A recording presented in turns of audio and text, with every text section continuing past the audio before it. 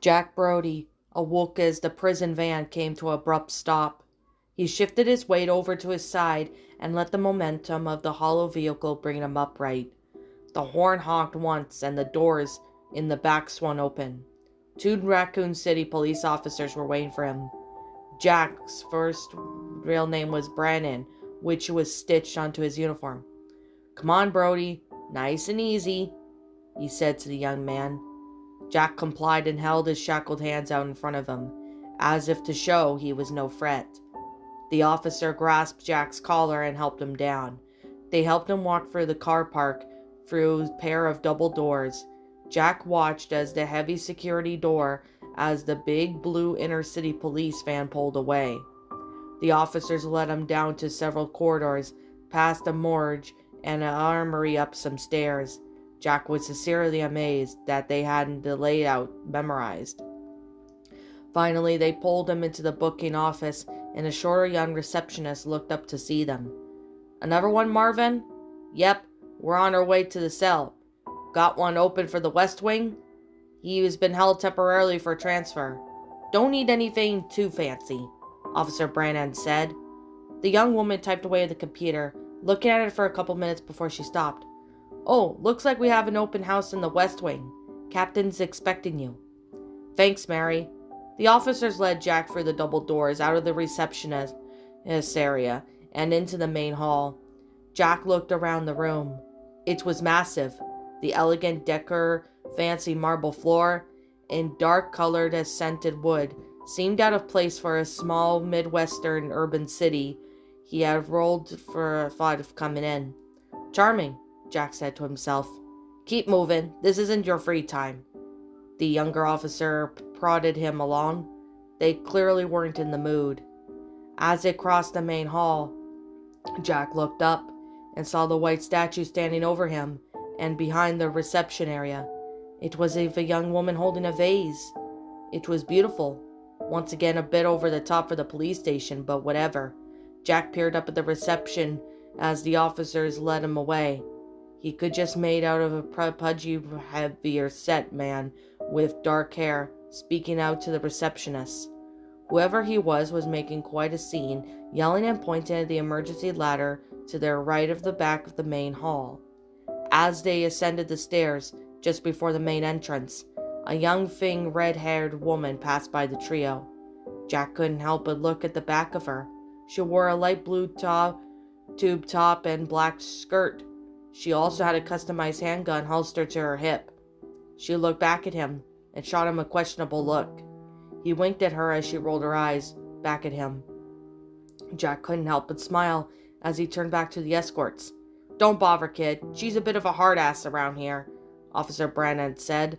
"Yeah, Miss Valentine can have a bit of a tube sometimes, but she's got a fine ass." Officer Brannan sighed. "Almost there." They passed a few soda machines and passed through a couple of corridors before they reached a destination. A small room with 3 cells. They didn't look like much. Just as the receptionist said, Jack couldn't help but scowl a little. "Look, kid, you're the only here for a couple days. Just chill, and they'll be transporting you soon," Brannan told him. An officer with a braiding hair rose from their desk to see the entrance. "What's he in for?" "Nothing major, Charlie. DWI. He will be out soon. And Prentice Eddington were out of space, so he's just here until his trial," Brannan informed him. "Ah, you never have anything good for me, Marvin," Charlie protested, as the pair soon turned to the door. "Yeah, the file's a little boring. Hang in there, Charlie. Heard the end of your shift soon." Jack leaned back into his cot and closed his eyes, doing his best to drown out the background banter. The cell wasn't great, but it was better than handcuffs. As his eyes slowly closed, he felt the rush of air as he fell asleep. He awoke to something dark, to the smell of something rotten. It wasn't right. Claire awoke. She stirred as she lifted her head for injuries and discovered the fine knob on her head where the forehead had struck the dash. The young man she only met a few minutes before she stirred and peered up for the interview. The small police cruiser they had just wrecked seconds before. "Shit, that guy's gonna ram us!" he yelled, his youthful gaze catching hers. "Get out now!" he yelled at her as he drove out of his seat with the seatbelt whipped behind him. Claire followed suit as she swore that the rush of wind gazed on the hairs of her neck as her ponytail flipped up behind her and rolled from the surely an explosion. "Claire!" She could hear him call for her. "Leon!" she screamed over the roaring flames and shifting metals. "I'm okay. Listen, I need you to help find your way to the police station. You'll be a lot faster." "Okay," Claire answered. She agreed as the whole town was going insane and the station would be the last safe haven, assumed that there was one. She looked down at the Browning HP 9mm handgun that she had gotten from the cruiser on her waistband as several more of those things shuffled towards her. It had been a couple of years since her brother Chris took her shooting, but she would need it their best to remember. Claire pressed the magazine released on the button and examined it. 13 rounds. She expected less, so she figured herself lucky that the gun was loaded in the first place. The gun didn't look a standard issue. Most Raccoon City officers carried 9mm Berettas. Hell, even her own brother carried a modified version of Beretta. This was either a backup or a personal weapon. Claire caught herself in the deep of thought, and rather than firing her weapon aimlessly at the couple of them, she darted off to the side of the street and raced around them. They were so slow, still. Get them to a group of moving once, and they were dangerous. She learned her lesson plenty at the diner that wouldn't make the same mistake again.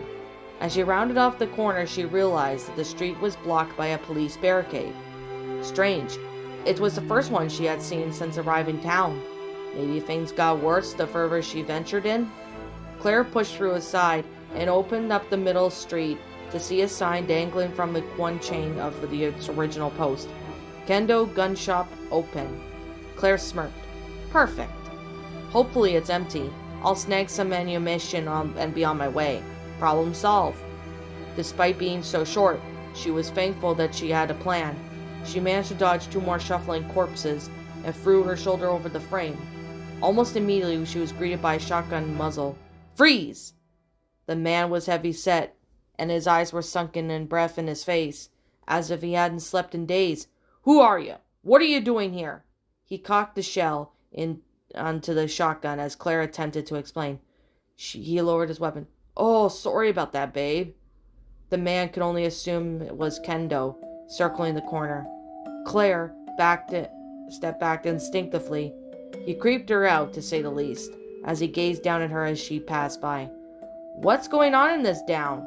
she started, as she rested her head on the gun on the belt. He was a little close for comfort. "Hold on." He turned to the locked door behind her and then turned to her once more. "I ain't got no clue, darling.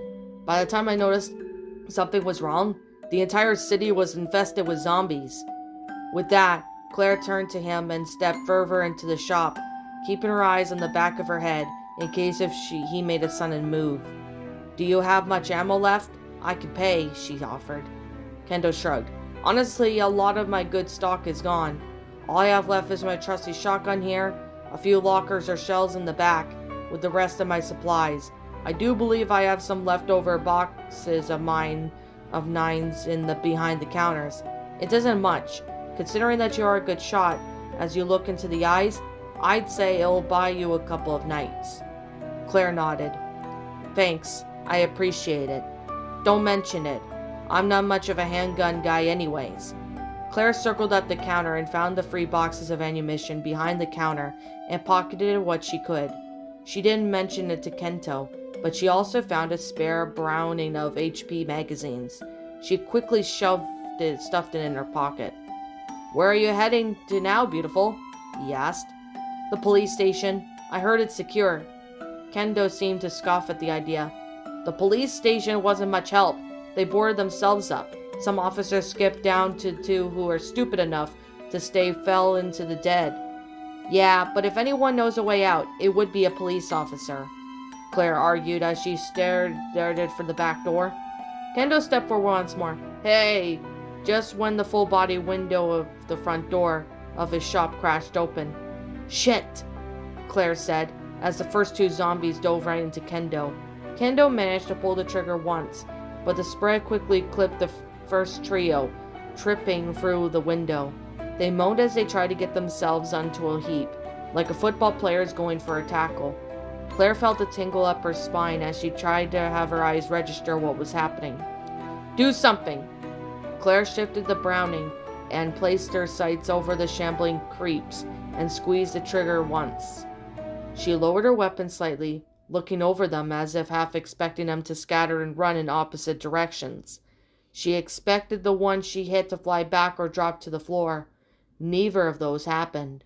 Instead, the creature tripped backwards, straightened his stance, and then continued towards her, his white eyeballs falling back into his head once more, and his pale shredded skin reminded her of the cook from the diner. "They won't fall, just like Leon said. What are you waiting for? Get out of there!" Claire's eyes fell onto Kento's body, and still being devoured for her across the shop. The other monsters noticed her and began joining the first one. She shot and stretched her arms towards her. Kendo's ribs were exposed now, and he wasn't getting up. Claire didn't know him, but he felt nothing but dread for him, even if he did seem scummy. Claire lowered her gun and turned towards for the back door. She threw it open and slammed the door behind her. She took a moment to take her surrounding areas in, as she heard the monsters pound on the door behind her, their moans muffled by a thick oak, and the alleyway was cramped but any nearer clear of creatures. She took a moment to gather herself and holster her weapon. What the hell were these things? Who was she kidding? They shuffled around the area, fed on the living. Hell, but it took a bullet like a piece of walled up paper. She knew damn well what she was looking at. Zombies. A couple more steps and I would have... She pushed that thought from her head and headed for the stairs down to the alleyway. A few hours later, Jack shook the iron bars violently, watching the cops watching his cell scattered out of the room. Only Charlie remained, and even he had his firearm drawn. The man had glistening sweat on his forehead. Clearly he was nervous too. "Hey!" Jack yelled at him once more. "Shh!" Charlie said, pierced his lips as he listened for the noise outside one exit room. Jack let his hands free from the bars from a few cells down. He was the last cell on the small block. Charlie lifted up his 38-point special revolver to the door as he heard rapid footsteps sprinting down the hallway outside. Charlie's radio had started to go crazy all night. First it started with the dispatch and cruiser calls from the streets. Then it scattered reports and attacks of riots in the streets. Citizens were being bitten in the attacks from the edge of the city to another. Police seemed to respond when they could. Jack also thought that he had heard the hospital was on lockdown, and the local high school he had turned to a shelter. It sounded like the end was coming, and the whole world was being destroyed outside the room where he was trapped in the cell with a sweaty old man. Not that he had been seen happening. Jack rubbed the back of his neck nervously, as there was no clock inside the small room. But they served dinner at 6, and the radio calls had only started just before then. Just when the metal door swung open, 2 police officers rushed in. "Charlie, we need you outside pronto. We're getting the K9s calling and SWAT and the stars." "Then what do you need us for?" Charlie protested. "We need to set up a perimeter in front of the police station. Those things are multiplying," the youngest officer said. Jack bolted to the cell bar doors and yelled to the trio, "What's outside? Can't you at least get me out of here?" "You stay here," an older officer ordered Jack. "Sorry, kid. Chief's orders. Prisoners stay prisoners," Charlie said as he holstered his revolver. "Here, take this and grab your riot gear," the older officer said, as he handed an AR-15 to Charlie. Charlie seemed to hesitate when he saw the blood on the barrel. It was one of the SWAT guys. "Sorry I couldn't find one in the armory." Charlie grabbed it and checked the safety. "Fine." They then turned to leave the other 2 officers, running out of the room and down the halls. Charlie looked back at Jack. Jack shook his head, as if trying to deter the man from leaving. "Charlie, please don't leave me here. At least throw me the key, man. I'll give you a few minutes, then disappear." Jack pleaded, knowing damn well that if Charlie left, it was very likely he would be left to starve and die before anything else happened. Charlie smiled back at him.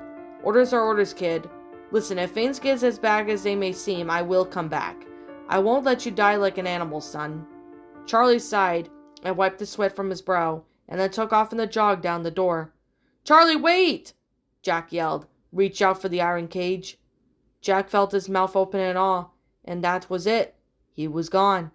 Jack wanted to believe Charlie was the man of his word, but the radio didn't lie. Those things were happening. Either everyone in Raccoon City was going to die, or the survivors would be evacuated. Either way, Jack was going to die.